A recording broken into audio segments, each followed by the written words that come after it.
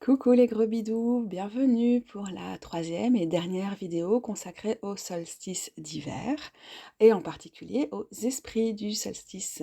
Si ce concept vous paraît un peu bizarre, n'hésitez pas à retourner à la première vidéo pour avoir l'introduction sur ce que j'entends par là. Cette troisième vidéo, en tout cas, elle va traiter des esprits de l'avenir. L'esprit de l'avenir qui, en fait, comme les autres, va défier le temps linéaire. Je vais vous parler d'une vieille colline, très proche au niveau géologique de la vieille montagne, avec laquelle on clôturait la dernière vidéo, qui était celle sur les esprits du présent. Cette colline, je l'appelle le mont Minerve. C'est loin d'être son nom le plus commun, mais c'est un nom qui a connu un petit revival à la fin du 19e siècle, je pense, avec les folkloristes, qui ont été dénichés des textes d'un historien médiéval qui était assez fantasque quand il traitait de l'Antiquité, et qui donc a décidé que c'était un mont Minerve. Après, c'est pas exclu, au vu des énergies de ce lieu, qu'à l'époque gallo-romaine, c'était un lieu où on vénérait Minerve. Et cependant, je pense que c'est un lieu où des esprits du lieu qui étaient vénérés depuis beaucoup plus longtemps et que donc il a pu avoir des tonnes de noms. Mais j'aime bien comment ça sonne le mont Minerve, j'aime bien ce que ça ramène comme imaginaire et je trouve que ça correspond vraiment à certaines énergies du lieu, donc je l'ai adopté. De toute manière, je dirais que l'esprit du lieu, du mont Minerve, ne va pas se résumer à une déité qui est beaucoup plus complexe, parfois confuse. C'est vraiment un lieu, un mont, une colline en 3 dimensions. D'ailleurs, vous ne serez pas étonné de savoir qu'un de ces noms, c'est aussi le mont de la Trinité. Pour cette première partie de la vidéo, je vais vous partager quelques textes que j'ai écrits sur ce mont et j'ai écrits avec le mont. En se posant au sommet du mont, on contemple l'avenir en sa compagnie. Il nous parle simultanément de son histoire et de ce qui pourrait advenir. Donc ici, en fait, l'avenir au sens oraculaire, c'est tenter de deviner ou de diviner ce qui pourrait arriver. Et le lieu dans tout ça, ce lieu en particulier en tout cas, c'est un allié, c'est un sage, c'est un conteur, c'est un témoin à nos côtés quand on consulte les oracles. Il peut nous offrir des conseils et avec lui, on peut prendre du recul, on peut prendre de la hauteur. Littéralement, on prend de la hauteur en étant au sommet du mont, évidemment. Ce qui est drôle pour cette partie de la vidéo, c'est que, en plus de sa dimension oraculaire, c'est un mont qui inspire encore beaucoup de poètes et de poétesses. Et cette poésie, elle inspire en retour des initiatives plutôt touristiques, avec notamment un chemin des poètes et un jardin ou un cimetière en réalité des poètes. Mais je vais laisser la parole à mon premier texte, donc place à la lecture. Au sommet du monde, j'essaie de prendre de la hauteur. Le sommet du monde, c'est un mont culminant à 149 mètres d'altitude. Il surplombe les plaines alentours. Voilà pourquoi je sais que c'est le sommet du monde. J'observe les champs au milieu desquels j'ai grandi en contrebas. Ils sont 20 mètres au-dessus du niveau de la mer. Pour l'heure, je suis donc au sommet du monde. Si le sommet du monde ne doute pas d'être le sommet du monde, pourquoi le ferais-je? La nature oraculaire du haut du mont est déterminée par sa matière. Il y a fort longtemps, l'océan est allé et venu ici pendant fort longtemps, avant de se retirer. La danse de l'eau a laissé une superposition de couches. Dans les entrailles du mont s'emboîtent des territoires aujourd'hui disparus. Le mont s'élève comme un monument funéraire à leur mémoire. La butte témoin est une ancêtre. Témoin est porteuse de ce qui a été. Le vent a emporté les souvenirs des plaines alentours.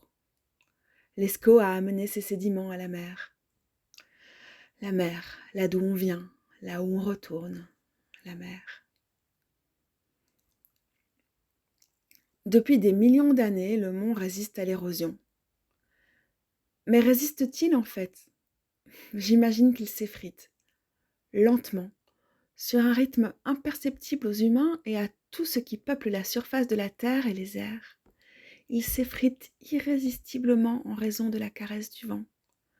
Au sommet du mont, comme au sommet du monde, on contemple l'inévitable. Le mont sait ce qu'il attend. Le mont profite de la caresse du vent. Le mont se souvient de la mer. Si les flots envahissent les plaines alentours, le mont deviendra une île avant d'être englouti. Si le niveau de la mer monte, le mont retournera d'où il vient, comme nous tous, à l'océan. C'est pour tout cela que le mont est un ancêtre oraculaire. Parfois, je viens lui rendre visite pour le consulter. Je viens me référer au temps géologique parce que la temporalité des profondeurs est plus sage que le rythme de l'extinction que nous traversons. Avec cette impression que le temps se précipite et que nous sommes au bord du précipice, Mais les temporalités coexistent. Le temps long ne ment pas. Il arrive que les prophétesses mentent, volontairement ou non, lorsqu'elles consultent les lieux sacrés. Tout comme les missionnaires qui ont réécrit l'histoire du monde sans parvenir à étouffer sa voix.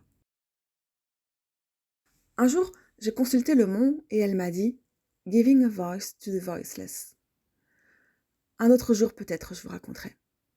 Les prophétesses ont l'art de dévier.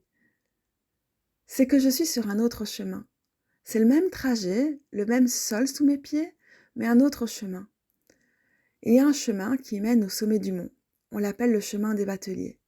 Il se dit qu'on l'empruntait jadis depuis l'Escaut pour venir en pèlerinage avant de reprendre la route vers la mer du Nord, avant de retourner à la mer, comme les terres des plaines auparavant et comme le sommet du mont à l'avenir, car c'est là que l'on retourne.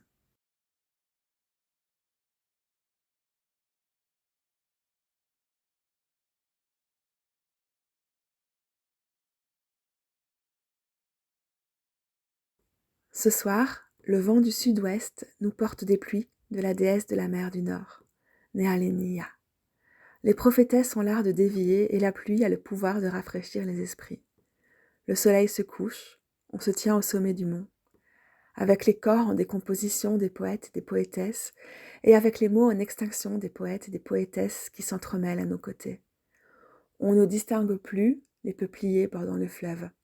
On devine la présence du cours d'eau. Les devins et les poètes, poétesses tâtonnent dans l'obscurité. Déjà, la journée s'achève. Le temps file. Les entrailles de la colline ne connaissent pas le rythme des jours. Dis-moi, comment résiste-t-on ? Mais le mont ne résiste pas. Le mont se donne au vent. Le mont nous contient tous, amoureusement, mais pas éternellement.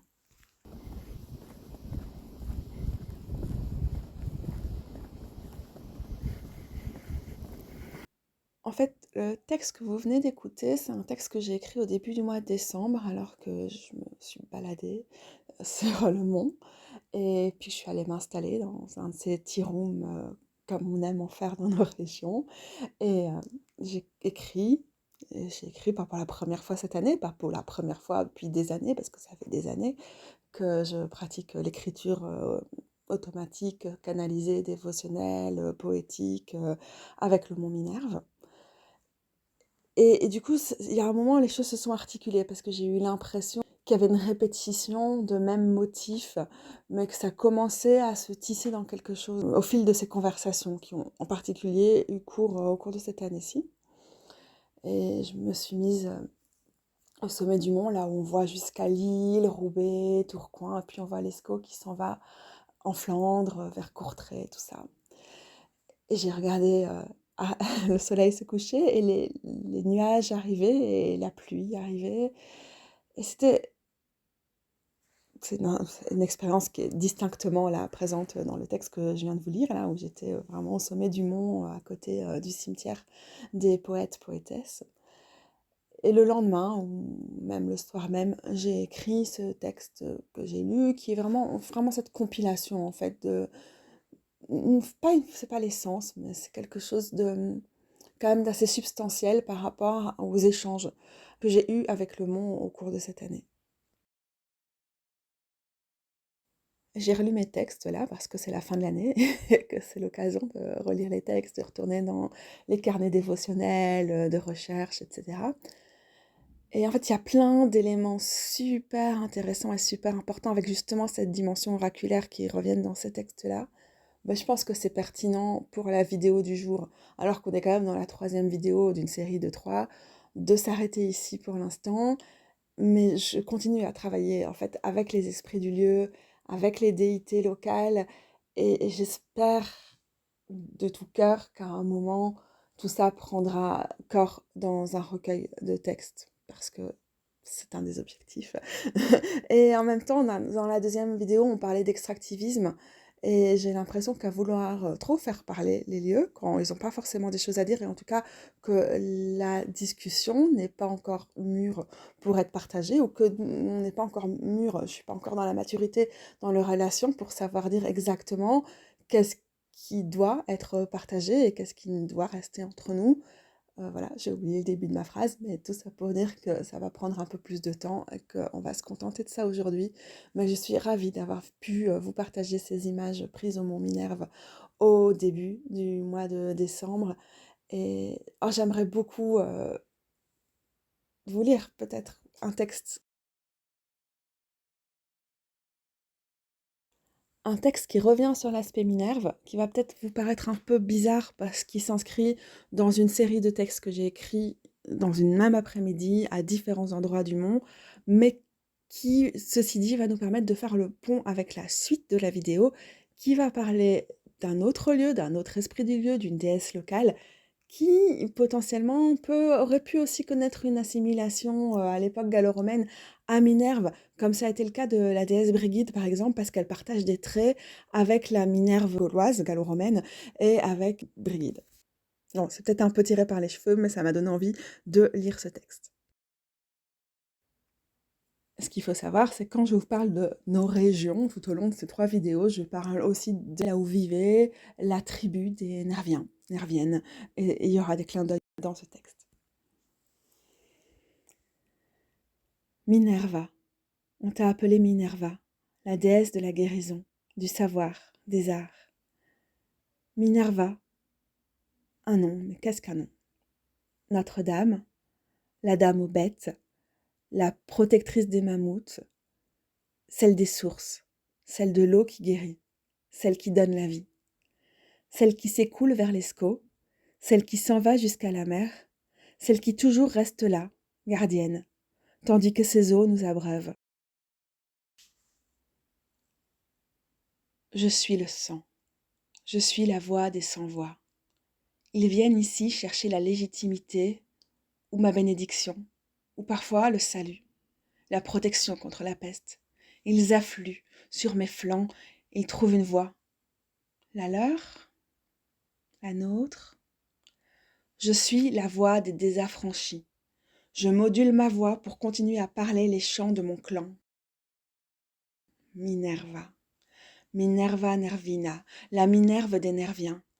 Les nervures, je suis le sang de la feuille, celui des affluents de l'Escaut, le sang de celle qui donne la vie, et celui des mammouths offerts en sacrifice. Je suis l'épi, et le nom des déesses qui sont passées par ici, et même celui des dieux, car ils n'existeraient pas sans moi. Je suis le sang, je suis l'épi et la faux. Je récolte les âmes, je suis leur berceau.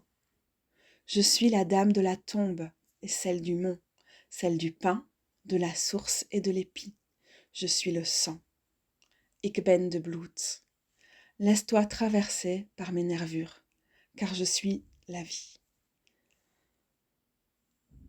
Voilà, ça se termine ici. Et pour info, j'ai écrit ça cet été. Et il y a des célébrations autour du pain lié au mont et aussi au saint patron du mont depuis la christianisation. Au fait, il y a aussi un mot en bas du mont qui est lié à Notre-Dame de la Tombe, qui serait lié à un tumulus, qui était là à l'époque de l'occupation romaine en tout cas.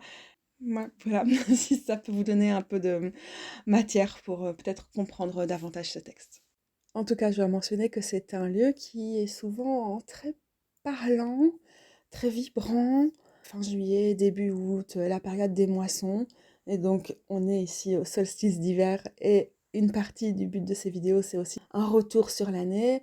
Et il y a vraiment des périodes comme ça qui sont marquées, je vois bien dans mon année, dans l'année d'une païenne dans nos régions, aussi par certaines déités, à certains moments, par certains esprits du lieu qui vont être plus présents ou plus puissants à certains moments. Ok, bref, trêve de blabla sur ce sujet parce qu'on va passer au suivant. Et enfin, le dernier esprit de l'avenir qu'on va rencontrer aujourd'hui, c'est un petit peu l'esprit de la Chandeleur, vous allez voir. En fait, ça s'est passé il y a quelques jours. Me suis rendue dans un lieu sacré que j'avais envie de visiter depuis pas mal de temps, mais sur lequel je ne savais pas grand-chose, mais juste parce que je m'intéresse au Notre-Dame du coin et que j'ai envie de me rendre en pèlerinage auprès d'un maximum d'entre elles. Et le 13 décembre, tout comme quelques jours plus tôt, j'avais eu cette zine qu'il fallait que j'aille à Audenarde et que j'avais suivi immédiatement cette zine, j'ai décrété que j'irais à Tongres-Notre-Dame. Comme ça, c'était évident. Je pense que j'avais rêvé de quelque chose et que c'est ce qui m'était resté de la nuit, donc je me suis vraiment, pas réveillée avec cette idée, mais très tôt dans la matinée, elle est arrivée et elle me parut soutenue par la nuit. Le 13 décembre, c'était le jour de la Sainte-Lucie. Ouais, je ne le savais pas à ce moment-là, mais donc on a beaucoup de symboles qui peuvent être associés à la Sainte-Lucie. On peut penser aux célébrations dans les pays scandinaves, en particulier en Suède. On peut aussi penser que, encore Lucie, Lux, la lumière, c'est beaucoup de choses. Je vous dis juste ça parce que c'est Santa Lucia, ça m'est venu en clairaudience quand j'étais là-bas. Alors je ne savais pas qu'on était la Sainte-Lucie, parce qu'il y a tant de symbolique là, dans cet endroit-là. Le symbole de la lumière, des porte-torches, des porteuses de lumière, aussi des porteuses de l'aube, des déesses de l'aurore. Dieu qui a une telle présence distincte celtique. Vraiment, c'est quelque chose de très impressionnant et vous allez voir tout au long de ce que je vais présenter qu'on va avoir beaucoup d'attributs, de symboles, de dates qui peuvent nous faire penser à la déesse Brigitte, Brigantia, qui sont pas forcément les mêmes déesses, mais en tout cas qui peuvent nous faire penser qu'il y a une ou des déités celtes qui étaient panceltiques et qui avaient des attributs communs du printemps, de l'aube, par exemple, notamment avec des déclinaisons, on ne sait pas, vous allez voir. Je vous parle de la lumière, Sainte-Lucie, ça me donne aussi envie de parler de Vénus, elle comme étoile du matin, de son association à Lucifer, pas comme le Lucifer chrétien, comme le Lucifer en grec, la porte-lumière, le porte-torche, et comme ça aussi l'idée d'ange ou de messager céleste, de divination à travers les étoiles, et donc peut-être aussi d'astrologie ou d'astronomie ancienne, peut-être aussi de phénomènes astronomiques. Toutes ces choses, je vous les donne comme ça en vrac avant, parce que c'est des choses qui me sont apparues très comme ça, très très rapidement quand j'étais sur place. C'était très impressionnant, je ne m'attendais pas à avoir un lieu aussi chargé à Tongres-Notre-Dame. Et je vous raconte son histoire à cet endroit et à cette déesse qui est encore une fois une Sedes Sapienta style byzantin, qui date avec certitude du XIe siècle et qui est en bois de peuplier, on le sait, parce qu'elle a aussi été restaurée récemment. Elle a été restaurée cette année par l'Institut royal, patrimoine architectural, etc. Elle est vraiment magnifique au fait. Et je vous raconte son histoire, pas forcément à la statue, enfin si à la statue. Je vais vous raconter sa légende vue à travers mon prisme, en m'inspirant de tout ce que j'ai pu choper et percevoir comme information autour de cette déesse. Mais je vous en parle parce que on est au solstice d'hiver et notre roue de l'année païenne, néo-païenne, inspirée de certaines célébrations pré-chrétiennes, nous fait dire que la prochaine célébration, ce sera Imbolc. Ou Imbolc, Imbolc. En irlandais, ça fait une référence aussi au premier lait, aux naissances des premiers moutons, etc. Donc ce sabbat est situé la nuit du 1er au 2 février. C'est l'équivalent de la chandeleur qui fait référence pas juste aux crêpes. Pour moi, si aux chandelles et aux crêpes, franchement, même si j'ai une éducation catholique, je ne connaissais pas quand j'étais enfant ce qu'il y avait derrière, qui est la purification de Marie au temple après avoir donné naissance. Vraiment la notion de l'arrivée, de l'accueil du printemps, de porter, en fait, il y a les lumières dans la nuit qui est encore très sombre et les jours qui sont si courts autour du solstice. Et avec l'arrivée de la chandeleur, du prochain sabbat, on commence à avoir cet appel de la lumière est de plus en plus présente et on commence à la sentir, à l'inviter, à aller vers elle, alors qu'ici on est plus encore dans une forme de retrait, de recul, d'introspection, de repos, de conte, de se retrouver autour du feu et qu'on n'est pas encore énormément dans une optique d'ouverture avec le solstice d'hiver dans ce que j'en comprends et comment je le ressens et comment je le vis. Mais la déité dont je vais vous parler, elle nous fait penser déjà au sabbat suivant, même si on va voir dans sa légende des éléments qui peuvent aussi nous faire penser au solstice. De nos jours encore, il y a des personnes qui se retrouvent les gens du village pour la plupart, peut-être certains qui viennent d'un peu plus loin, qui se retrouvent pour la Chandeleur, qui passent une veillée ensemble dans la pénombre, dans l'obscurité, avec seulement quelques bougies allumées, à veiller auprès de cette statue de Notre-Dame, et puis qui ont un grand festin de chandeleur et qui célèbrent la lumière autour de cette statue. Eh bien, figurez-vous que l'histoire de cette statue nous ramènerait en 1081. C'est la nuit sombre. Il est 11h30, la veille du 2 février. Soudain, apparaît dans le ciel une lumière, une fanfare, une nuée chantonnante. Elle apparaît au-dessus d'un parc.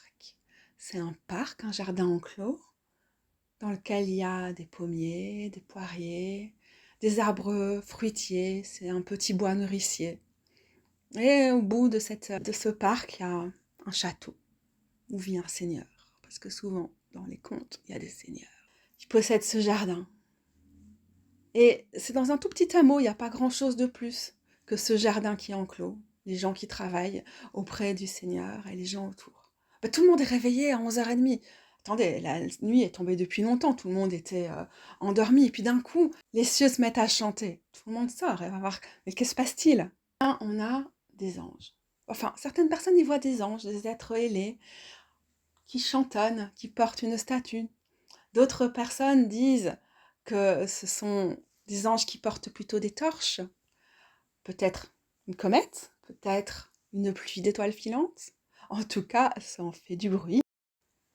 Pour certains ou certaines, ce sont les oies qui reviennent, les oies migratrices ou les cygnes. Chacun semble y voir ce qui lui parle le plus, et pourtant tout le monde est absorbé par cette lumière céleste qui fend la nuit. Et cette chanson qui est hypnotisante, qui vous met dans un état de transe, les yeux levés vers le ciel. Et ça dure, et c'est magnifique, comme des feux d'artifice. C'est splendide. Tout le monde est réuni et tout le monde est scotché sur place, impressionné. Et puis, ces êtres, ces créatures, peut-être ces fées qui nous portent des messages des étoiles, viennent au plus près du sol et nous déposent une petite statuette, une statue d'une déesse qui porte un enfant et qui est assise sur un trône. Quelle magnifique statue, tout le monde est hyper impressionné et on se décide à aller se coucher malgré tout. Bon, c'était pas très grave, à l'époque on dormait quand même en 2 parties, donc on a notre sommeil coupé, c'est l'heure de retourner, on a l'habitude de pouvoir se recoucher après des événements aussi palpitants, et on se dit qu'on verra demain ce qu'on fait de cette statue. Et le Seigneur, qui aime faire les choses très correctement, le lendemain matin se dit, bon, déjà, je vais avertir les autorités ecclésiastiques, parce que bon, que puis-je faire d'un tel miracle? Il faut quand même voir ce qu'on va faire. Et puis, cette statue de la Madone avec enfant, la Vierge, il faut aller la ramener au village voisin et la mettre dans l'église Saint-Martin. On va pas laisser cette statue-là comme ça, c'est donc chose faite, on la ramène à l'église Saint-Martin, au village d'à côté. V'là-t-il pas que la nuit suivante rebelote. La musique, les anges, les oies et les porte-torches et les fées et compagnie, tout le monde est là. La fête. Et la statue, elle revient parce que franchement, clairement, elle avait pas envie d'aller s'installer chez Saint-Martin. Elle avait envie d'être là. Alors on se demande ce qu'on va en faire. Ça, c'est rigolo, hein, parce que là, je vous le dis, je vous fais une petite parenthèse, c'est le cas tellement souvent dans ces anciennes statues souvent, qui sont taillées dans du bois. Alors celle-ci, elle est en peuplier, mais on en a d'autres en aubépine, en sureau, dans la région. Souvent, elles ont cette histoire qu'elles viennent à un endroit, on les déplace. Elles sont apparues à un berger, le berger les déplace, va la mettre dans l'église ou dans la ferme pour laquelle elle travaille. Et la statue revient près de son arbre. Si elle vient pas près de son arbre, mais elle revient dans son verger. Elle veut être dans son verger, elle veut être dans son petit bois, dans son petit parc, dans cette petite forêt nourricière.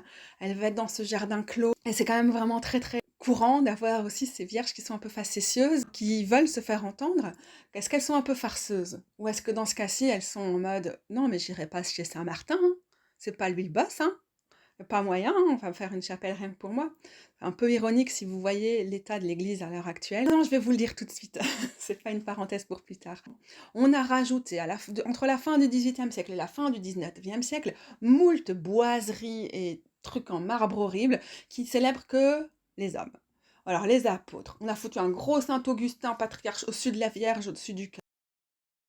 On a un côté comme ça, où tout est imposant et voudrait avoir tendance comme ça à opprimer, à remettre à sa place cette statue, cette Vierge qu'on vient vénérer, à qui on attribue un grand nombre de guérisons. Qu'est-ce qu'on a voulu faire? Reprendre son pouvoir, alors qu'elle est vénérée depuis plus d'un millénaire, mais néanmoins, depuis la fin du XVIIIe siècle, depuis 1770 et quelques, on a fait beaucoup d'efforts, pendant au moins tout un siècle à l'époque, pour faire en sorte de vraiment mettre tous les patriarches de l'Église autour de cette Vierge. Je pense que ça fait quelque chose de très dissocié, qui manque complètement de cohérence et d'harmonie au sein de cette Église. C'est très triste, je trouve, alors qu'elle a vraiment bien dit et redit, nuit après nuit, je veux être dans mon parc et nulle part ailleurs. Mais bon, voilà, on lui a fait construire une petite chapelle, et après que les gens soient venus et revenus en pèlerinage en masse pendant des siècles, on a dû à chaque fois agrandir la chapelle. C'est un esprit du futur, de l'avenir et des célébrations à venir, parce qu'elle est fort fort différente de la Notre-Dame qu'on a vue plus tôt, avec les esprits du temps présent qui restent dans l'obscurité, qui nous apportent une petite lumière, une petite bougie pour garder la chaleur, un peu d'espoir, dans les moments de doute, dans les moments d'obscurité, quand tout semble mort et qu'il semble plus y avoir beaucoup d'espoir. Ici, on a une Notre-Dame qui semble avoir vraiment une vocation à ramener la lumière du jour, qui nous trouve au milieu de la nuit et qui nous dit: «Mais regardez, pouf, pouf, pouf, feu d'artifice et encore plus grand feu d'artifice, voilà, la lumière est là», et qui nous fait veiller dans la nuit, mais qui après nous ramène une aube étincelante, annonciatrice de journées qui rallongent de façon beaucoup plus engagée. En fait, ces déités, elles se conçoivent elles-mêmes, elles sont vénérées à différents moments, comme dans une espèce de cycle, hein, puisqu'elle a aussi sa procession en septembre, au moment des premières récoltes, au moment où on commence en tout cas à stocker les récoltes pour qu'elles tiennent pour l'hiver, et puis au moment où on prend les graines et qu'on s'apprête à les semer, en février, on lui revoue un culte, et donc on a ce côté cyclique aussi dans le culte qui est voué à cette Notre-Dame, mais on a aussi des Notre-Dame qui viennent nous chercher à différents moments de l'année pour nous parler de différentes choses. Je pense qu'elles sont très liées au rapport de nos ancêtres à la terre. Mais moi, je l'ai seulement rencontrée il y a quelques jours, cette Notre-Dame, et même si j'ai noté plus de choses, je ne vais pas en partager beaucoup davantage aujourd'hui. La raison pour laquelle je partage, c'est déjà que c'était une découverte très intéressante et très stimulante, mais aussi parce que dans le cœur de l'hiver, où ça peut être difficile de se dire que les mois les moins lumineux, les plus sombres et froids, et où c'est pas gai d'être dehors, et parfois on ne sait pas comment se retrouver dans notre foyer, on ne sait pas très bien non plus comment supporter les moments de sociabilité autour des fêtes familiales, etc., qui ne sont pas forcément festives pour tout le monde. Et je pense que c'est une invitation aussi à rester dans le calme, dans l'attente, et de se dire que finalement, la fanfare qui descend du ciel, c'est dans pas si longtemps que ça. C'est une réflexion en tout cas sur le cycle des saisons, tout simplement. Quelle ambiance de solstice! J'ai terminé d'enregistrer ma voix off sur tout ce que j'avais à dire au fil de cette ou de ces vidéos-là. Et il fait noir, le soleil s'est couché entre-temps. Enfin, il fait pas encore noir, mais le soleil s'est couché. Et dans ma pièce, comme j'ai pas allumé grand-chose comme lumière, juste une là derrière, désolée pour l'ombre, pour pouvoir faire ma vidéo, voilà.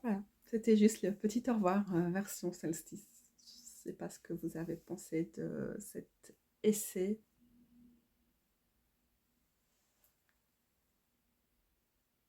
je sais plus quoi dire.